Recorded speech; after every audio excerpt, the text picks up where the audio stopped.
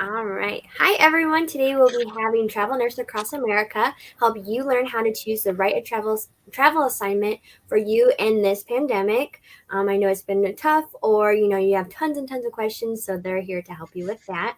Rose, Ren, Olivia, and Brett will discuss how to understand the current job market rates, what questions to ask, and they will be answering the questions asked in the survey that we posted in the Travel Nurse Network group last week. Combined, this team has over 40 years of experience in the industry, so be sure to ask your questions in the comments. They have tons and tons of knowledge and advice that will help you along this beautiful pandemic journey. So I will now pass this on to Rose to get us all started. Thank you, Rose. Thank you, Rachel. Rachel, this has got to be like our fourth or fifth one. So we're right. I mean, Yep. this Yep. is we were really humbled.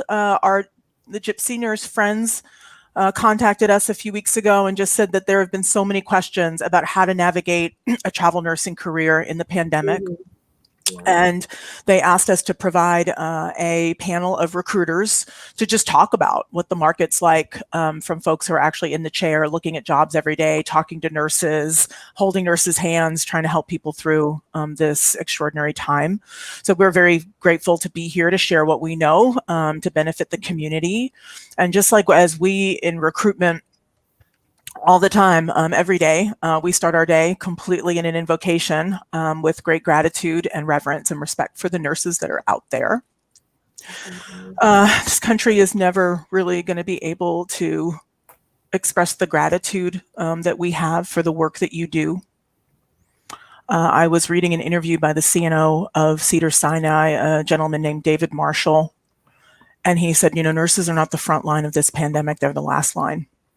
And we want to make sure that you understand how honored you are, how respected you are, and how dedicated the travel nurse community is to helping you be safe and do your job and helping you heal yourself as well as your patients. So with that, I am going to introduce this very esteemed panel.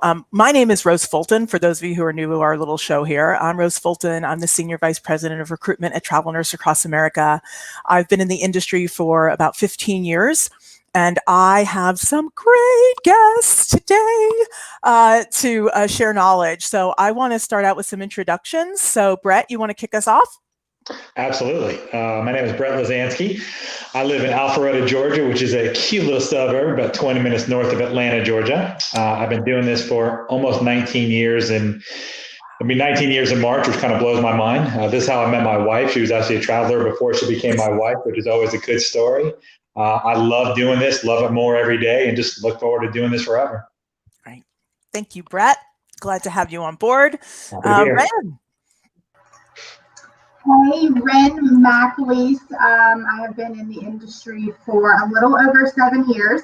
I'm located in beautiful upstate South Carolina.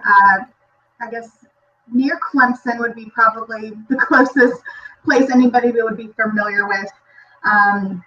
Yeah, I've been doing this for, like I said, about 7 years and loving it more every day, and just really thankful for everything that the nurses do, especially now. It's great. Thank you, Ren. Olivia.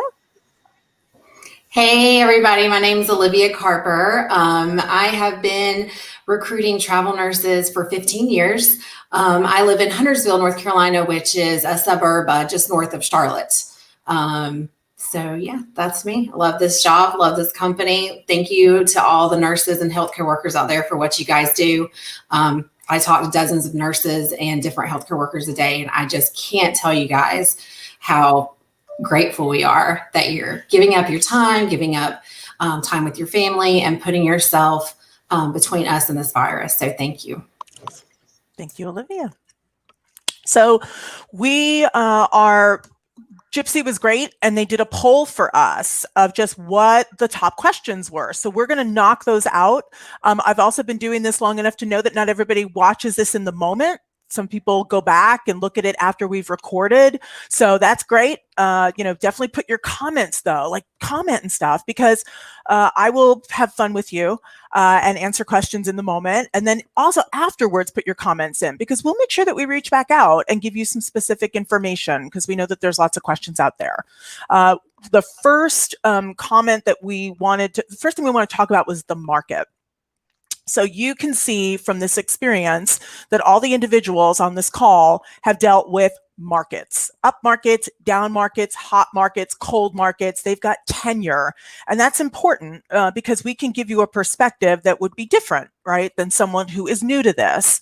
So why don't we start, Olivia, just giving a general overall, like, how do you describe this market to nurses who are in it or who are interested in joining it?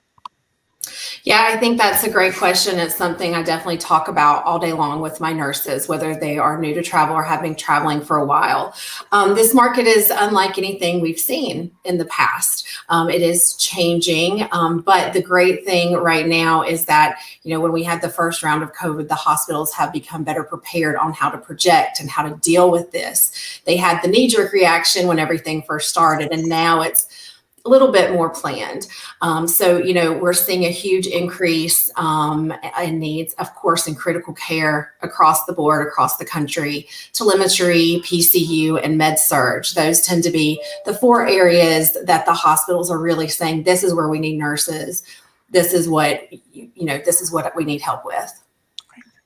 Mm-hmm. Brett, you've been doing this a long time too. How do you describe the market and what should nurses be aware of in looking at jobs right now? Absolutely. I think I piggybacked Olivia. I think we obviously know right now critical care is where everything is at. But, above and beyond, I've talked to multiple L&D nurses today where there's a ton of needs for them. OR is still picking up even when, at one point it wasn't a big thing. There's tons of OR needs now. So I think right now, regardless, if you're a nurse in any specialty, in any modality, we have a spot for you. And there's going to be spots regardless of what you do. There's openings across the board. Everything is back. Absolutely. Everything is back, right, Brett?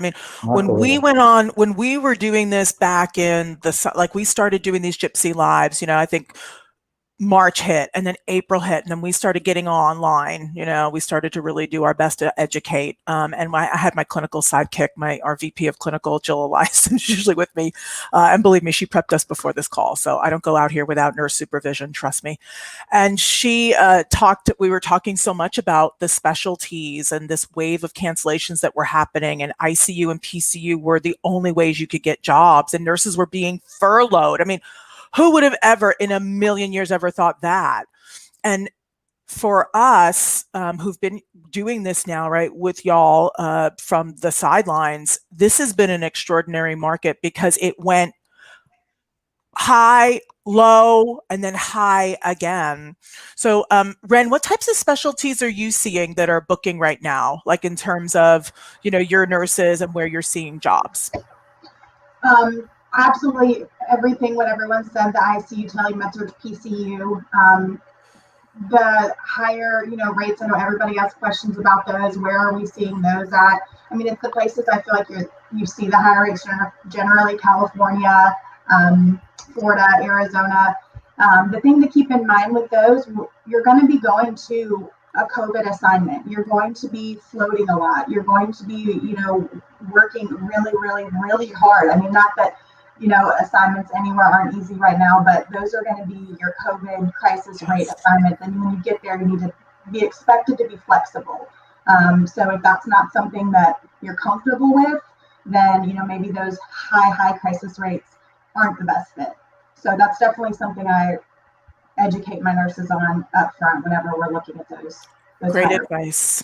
Great advice, Ren. Right? I think that's one of those things for all of you out there who are new to travel or looking to dip your toe in the water is really, take the time to understand the recruiter, listen to your recruiter, ask questions, and also to determine, right, do I trust this person to put me out on the road? Can this person advocate for me? Does this person have the information? Those are all important things for y'all in this market because there's a lot of moving pieces. Things change very, very quickly. And I think Ren gave great advice. Nothing's for free. They are not going to pay you all this money to hang out. These rates are coming because these hospitals have exhausted every possible resource locally. They are paying this money because they're at a loss. They're at their wits' end. They have no choice. So that means that the perm staff hasn't come back, right? That means that their current staff is burnt out and tired. That means that the community spread may be freaking off the wall. I mean, you may go from a place where everybody wears a mask and you're traveling in a town where nobody freaking wears a mask and people even think COVID's real. So just understand all of this is so important, right? And we've seen nurses time and time again, every single day, just rise to the challenge and want to help and be in it. So those are some things about current market we wanted to share with you. Just specialties are back. We wanted to talk to you about what specialties, of course, the critical care, and we wanted to talk to you about pockets of the country of where we see some of the spikes. We had a terrific question around rates. And people are, of course, wondering how long are these rates going to be around? So, you know, these rates are high. Okay, so what's the prediction? We have been consulting with our clients right now, you know, with facilities, with some of the larger players in the industry. And what everyone is telling us, right, this is the belief, right, but this isn't gospel, this is belief, is that these rates are going to hold through Q1. These rates could potentially hold through Q2. So people do believe that the first 6 months of this year are going to be like now, and that these needs are not going to abate, that the rates are not going to drop quickly, that they are going to stay high. Even with this extraordinary vaccine, what a blessing, science comes through. And even with the deployment of this vaccine, that there are still going to be aspects to the shortage that have nothing to do with COVID and have nothing to do with the vaccine, that just have to do with nurse burnout, that just have to do with patients who've put off procedures for the last 9 months, that are really sick, that need to get care. Who else wants to talk about rates and what they're seeing with rates, and what are your thoughts about rates? I can talk about rates. I can tell you with rates, I'm still seeing some crisis rates, but there is a little bit. It depends on, like you said, depends on the pocket of the country. Like Ren had mentioned, some of the areas like Massachusetts, like Carolinas, Washington State. I've got a great place in Montana that they have a huge need. So you're seeing the higher rates because they know that they have to pay the higher rates to get the people in there. But I am seeing, again, back when everything first started, very knee-jerk reaction before, high rates, big cancels. We're not seeing that now. We're seeing these hospitals that have planned better, that have their budget in place, and are planning not just for the next 2 weeks, but the next 2-3 months. So I don't know, Rose, what are your thoughts on that? I think you're right. We are not seeing terms and cancels the way we did in the summer. No way. Or in April, May. No way. We are not seeing that happen. So we are not seeing that kind of, we're not seeing the danger and the risk with the assignments. But I'd like to talk to y'all because not all of these packages are made up differently, right? Some quotes are 48 hours. Some are 8 weeks. Some are 13 weeks. Some are more than 48 hours. So be very aware, right? When you're looking at packages that you're comparing apples to apples. So, because you can look at different quotes and people are going to package them all differently. Ren, you want to get in on this? Yeah, absolutely. I was going to say, I know a lot of times I'll get a phone call and you see a rate that's listed. Let's say you're submitted already with an agency to a job and you see a posting for the same job at a higher rate. Hopefully by the point that you're submitted to a job, you already have a pretty decent relationship with the recruiter that you're submitted with. My number one piece of advice is have open, transparent communication with them.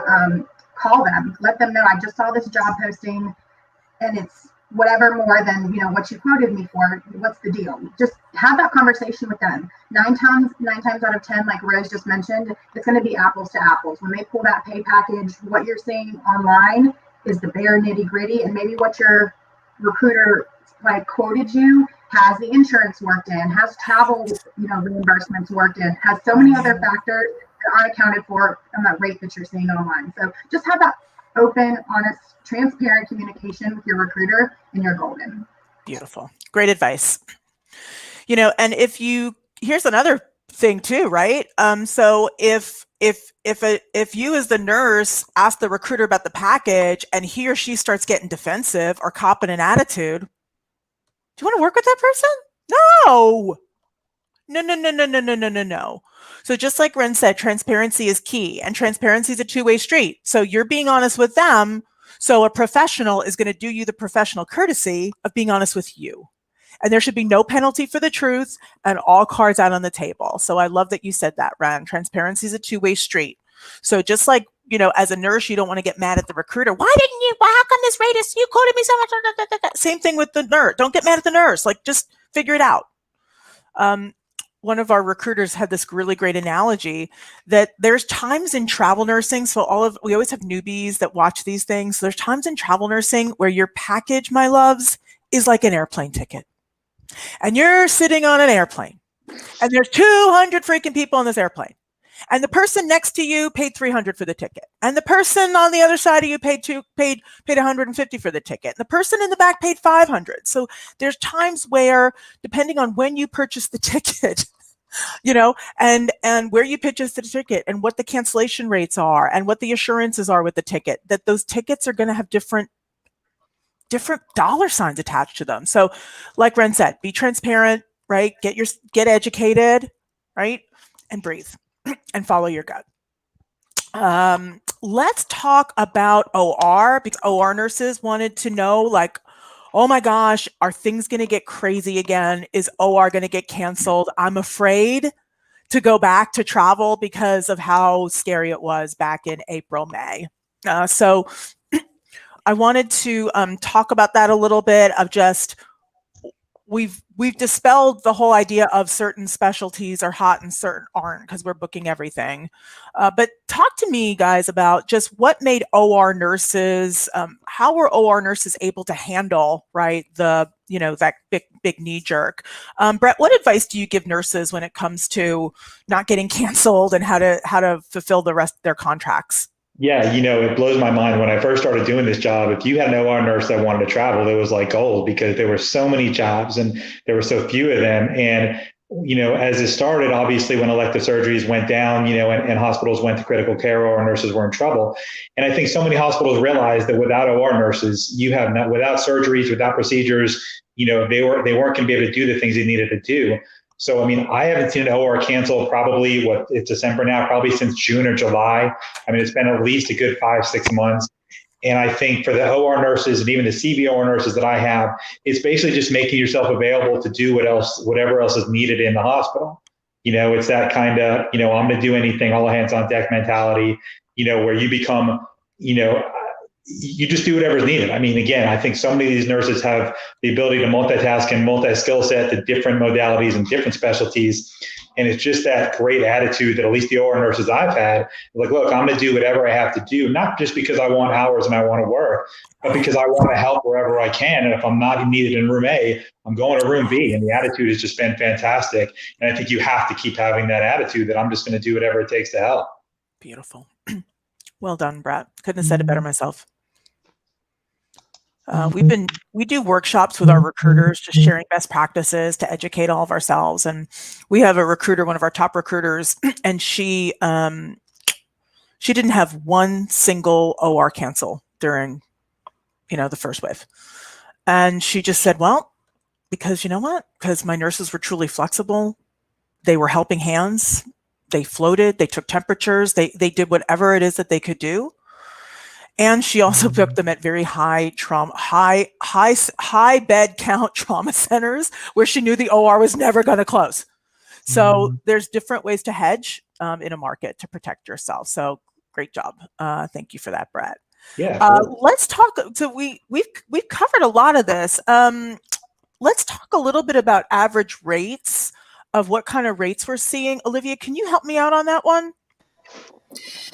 Yeah, when you talk about average rates, we're definitely seeing, yes, there are still some crisis rates up there that are up $100 and things like that. But the average rates that I'm seeing, for ICU, if we're talking about just an average, is probably in the high 60s, 70s an hour for most locations. Certainly there are some places that are lower. Colorado, for example, their crisis rate is not the same crisis rate you're going to get in New Jersey, So a lot of it is location. Some of the best rates I've seen have been up in Washington, Maine. The Carolinas have been some really strong rates. And I would say that's more around ICU. I have seen med-surg, tele, and PCU rates in the 50s. That's kind of the average I've been seeing, which is certainly elevated for what's used to. Are there astronomical rates? Yes, there are, but that's kind of the average I'm seeing. The great thing about those high yet higher than average rates, but not astronomical rates, is as a recruiter, to me, it tells me that this hospital is planning for the long haul. They're planning for 3 months. They're not planning for 2 weeks. So that gives you as a nurse knowing, there's less likelihood that you're going to start. And the next week they're going to say, guess what? Our CEO changed his mind and we're canceling everybody's making $100 an hour. It gives you peace of mind knowing that it's less cancel, less risk of that the hospital may not be. I always tell my nurses, the higher the pay, probably the worse the job. So you're probably going to some place that's a little better prepared. So yeah, those are kind of the averages I'm seeing right now. Thank you, Olivia. It has been an incredible time. I would love to know from each of you, just give me like sort of an inspirational story that you've had since we all kind of got on this intense journey together. Would love to just hear what it's been like from your desk. I know travelers are always curious about recruiters and what our jobs are like and what it's like for us. We've had incredible nurses who've really reached out to us, giving us care, because that's what nurses do. Are you okay? Is everything all right with you? You must be really busy.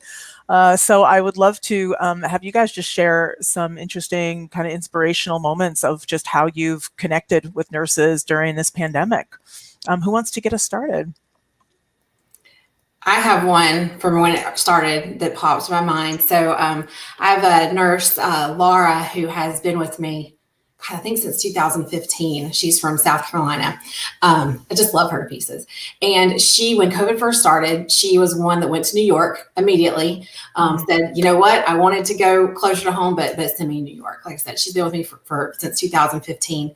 And she told me one night, it was so cool. The city was shut down, and it was when, I don't know if you guys saw on social media, that at 7:00 at shift change, everybody would like clap for the nurses. Sorry, it's gonna make me teary. Oh, anyway, she said that her and her roommate, who's also traveling with us, who was new to travel, went walking to get, they were walking outside because nothing was open. So they made some coffee or drink or something. And they were just walking around outside, and they were in New York City, and there was a lady sitting in her, it sounds like something off a movie, but there's a lady sitting at her window. And she said, hey girls, it's almost 7:00. Stay around. Everyone's going to come out of their window and clap for the nurses. And Laura said, well, we're actually travel nurses. So the lady yells like to her neighbor, hey, these two are travel nurses. They're here to help. And it's like echoes around. So before the 7:00 started, everybody clapped for them. And I was just like, ugly crying, hearing that story. So that was one of my favorite ones. I'm going to ugly cry now. It's a beautiful story. Yeah. I love that, Olivia. That was my favorite one. That was a good one. Thank you for that. Right. Nurses, right. We need to bottle that, and we need to give that to every single healthcare worker in this country. That's right. That's how this should be. Right. Brett, you want to go next? Yeah, mine's a little different. I started talking to a med-surg nurse this summer who was trying to get out to Nevada because she had family out there. And she was worried that, with everything going on with COVID, that she wasn't going to be able to travel that far. And even if she got there, she wouldn't be able to see them. And she had talked to other companies that just had given her a little bit of a runaround. And we had literally in 4 days, we must have talked for 7-8 hours and, just about different things and about my family and her family and everything. And, we ended up getting her out there in August, and she actually just extended again in November. And it was just, to me, it was just one of those things where more, everybody always wants to be near their families. You get closer to the holidays and prepare for the holidays. But when somebody doesn't think they're going to be able to get there, and even when they get there, they're just not sure what they can do when they're there. And they just want someone to talk to before that, just to look, here's what I'm trying to do. Is this even possible? Is it even viable? And it just, I'm not the choked up kind of person, and I don't get emotional too much, but it just really, really got to me that it made me realize what I fell in love about this job for, is you're helping people get where they have to get and be where they have to be and be with who they have to be with. And I'm looking for better words to say it other than it just really made me feel really good. It just made me feel like this is why I'm here and this is why she needs to be there. That's beautiful. Oh, Brett. To know you is to love you, Brett. Many people have said that. Absolutely. Right. I think but here's the thing too, right, is that like when there is, when people look back on 2020 and think about what's most important and what has this year brought me and what is the blessing in this and how is my life different and what am I going to keep, what am I doing that I'm going to keep doing even when we're all back to quote unquote normal, right? And that whole idea of family and connection, right? And the people in your life and who matters most. It's everything. That's everything. And to be able to provide that, for someone else and help logistically get them to where they want to be is really just one of the incredible parts of this job. And then you add to it that nurse is going to care for patients who need her so bad, right? And then there's the whole professional path of what she's going to do and how she's going to help so many other families is just extraordinary. Great share. Thank you for that, Brett. What about you, Rennie? So hard because I feel like I could tell a story about every single one of my nurses and this applied to them. And I even think this story just probably applies to any nurse sitting here right now. But I had a particular RN that was in a hot spot in Miami, the hospital. She was in the critical care unit. And I woke up to a text and she was just like, call me first thing. And you see that text as a recruiter and you're like, oh gosh, like what's wrong? So I called her and she just started venting, and expressing about her shift that night and how she had lost 4 patients and just missing family. We talked for almost an hour and she just vented. And I'm sitting here thinking, okay, this contract, she's done. Like she's about to cancel. And, just listening to her, waiting for that. And then she goes, well, thank you so much for listening. Kind of like got herself together. I got myself together. She had me in tears and she's like, all right, I need to go to sleep. I've got to work. And like the perseverance of the nurses to get, it's the emotional baggage of everything that y'all are having to deal with on a daily basis, and then just to put it aside and just go to another shift is so commendable and it is so inspirational. And so she's amazing. Gosh, Ren. Thank you for that. That brings it right. That puts that's a perspective. That's a perspective exercise, right? We say this all the time on our team is like, our worst days are nothing compared to yours. We think we have a bad day. Oh, no. So that is an incredible story. Thank you for that, Ren. And I'm glad it was you, right? I'm glad that's the part of the job that the nurses don't see. We're not just we're not just job pushers and bookers and, we're not this transactional, like, here you go, put you there, forget you. It's just not how it works. No, it's not how it works when you've been doing this for 7 years, for 18 years, for 15 years. When you've been in it like this, it's a whole different level of commitment and it's beautiful. We should talk about vaccines. So that is going to be what I want to land on, because we had a lot of questions around what's happening, like who's paying for it, what's happening, what's going on. So all of, facilities are figuring out their protocols, right? Agencies are figuring out their protocols. MSPs and VMSs are figuring out their protocols. And all of this while people decide, am I going to get this vaccine or not? So there is a ton, right, of it depends in this conversation. So everyone knows by this point, if you watch the news, right, that healthcare workers are going to be, right, first in line to be administered this vaccine. Vaccines are on their way, right? And that hospitals have their protocols around vaccinating their staff. We, just like any other requirement, right? Facilities put this in as a requirement, then we are going to do exactly what agencies always do, right? If you need a flu vaccine, if you need a Tdap, if you need to submit your MAB or your A1, it's a credentialing requirement. So we are going to go ahead and follow that protocol, and the recruiters can be able to tell you exactly what's required for every assignment. So your recruiter should be able to tell you. When you interview for these jobs, though, you should be asking. So when you're interviewing for jobs, you should be asking. On your unit, you should be asking. So just advocate for yourself of what's the vaccine protocol? How am I going to get my vaccine? What's that going to look like? Our agency, Travel Nurse Across America, your way is paid. So you are not going to have to pay anything out of pocket for your vaccine.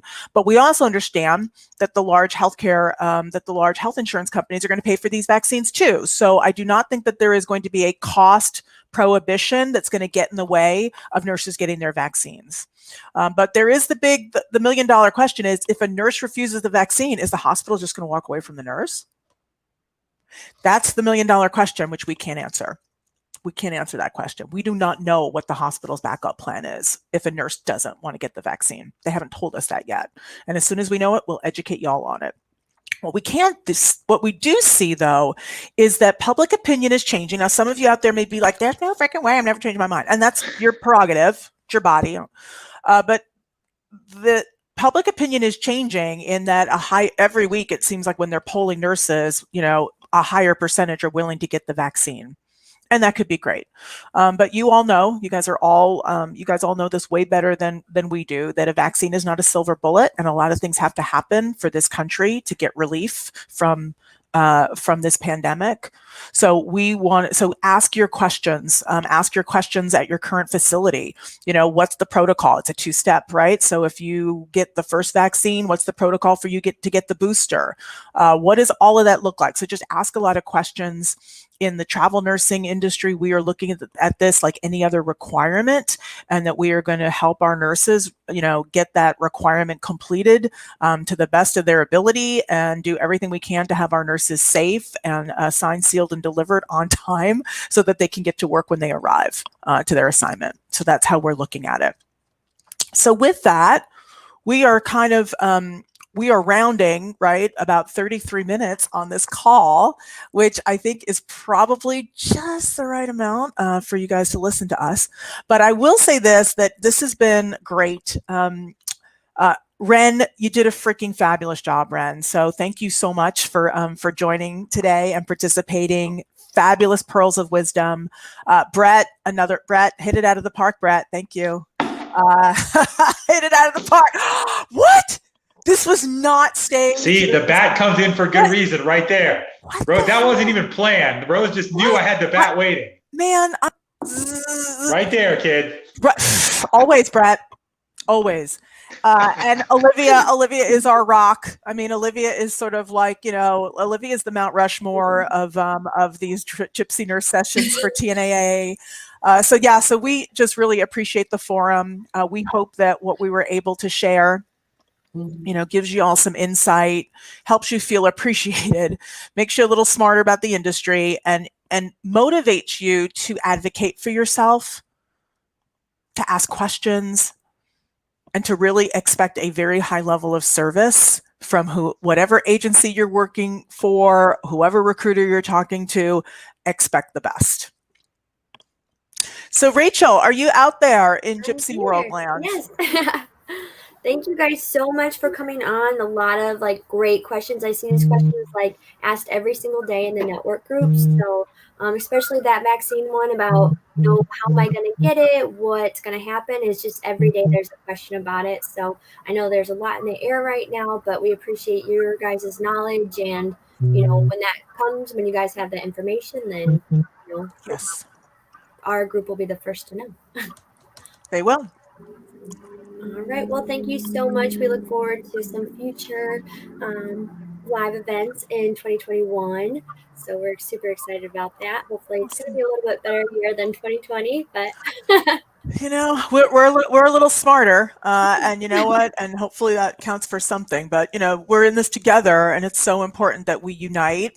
As a country, that we unite as a community to get through this, because no one should have to go through this alone. So that's what we're here to do. So thank you, Rachel. Thank you for the invite. Thank you. All right. Well, we'll see you guys all next time. All righty. Thank you.